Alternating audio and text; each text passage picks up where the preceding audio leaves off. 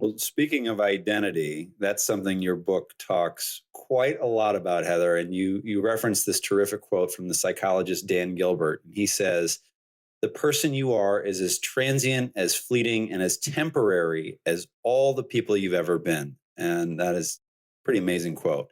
And now, as someone who lived in New York for almost 20 years, I was always really bothered by how quickly people will ask you, "What do you do for work?" specifically within about 30 seconds of meeting you.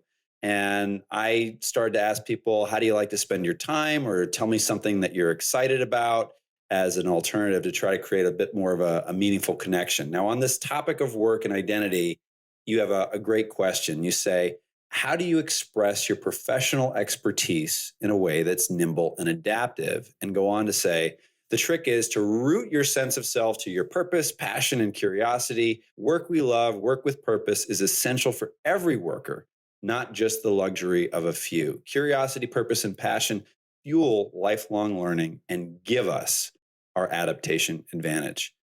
Talk to us a little bit more about how you create or help people create a nimble and adaptive work identity.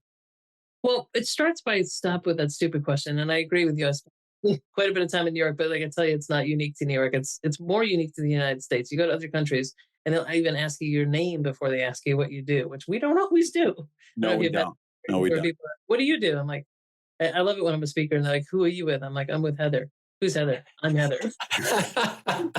They're like, I don't get it. I'm like, it's okay. It's okay.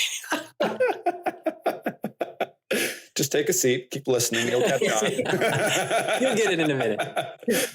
So one of the ways I think about it is, who were you, 2 years ago, 3 years ago, 4 years ago, 10 years ago? You're a different version of yourself now. What's the next best version of yourself and how you're going to get there? And if we think about ourselves as a work in progress, we'll have a better understanding that we're just one of many people will be across our lifespan. And that also makes folks more apt to work on things. We tend to think of like, I'm done, I'm finished. I have my, undergraduate degree, or I've had so many years in my professional education, or I'm married and I have my children. It's no, you're not done. You're never done. Well, what's the next best version of yourself, and what are you doing to get there?